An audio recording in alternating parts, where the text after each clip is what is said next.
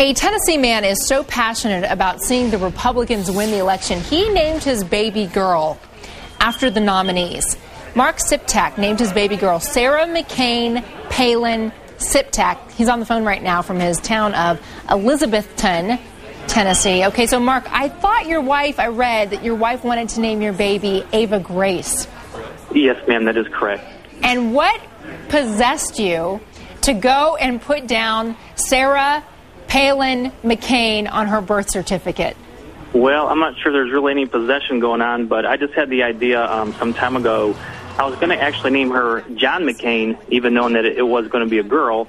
But after approaching my wife about the idea, let's just say that it was time to move on to Plan B. That plan actually came a few weeks ago, and I actually decided to name her Sarah McCain Palin instead, in hopes of getting less time in the doghouse, if you know what I mean. And did you clear that name with your wife before you actually went and added it to the birth certificate? No, I didn't. I kind of went out and got more paperwork. We had already signed off all the paperwork needed, everything but the name. Our signatures were on it, and we were ready to go. So we're just waiting on a name. It took us about the last 20 minutes to finally come up with the name Ava Hope.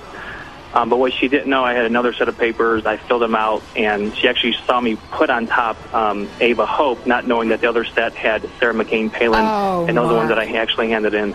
Mark, I'm shaking my head right now because I can only imagine, but I'd like to hear it from you. Please tell me how your wife reacted when you told her. Well, good question.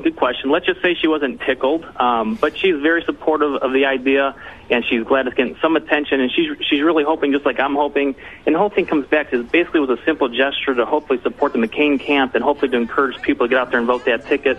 But she's been really gung-ho that, it has got some media attention, more so than what we would ever imagined.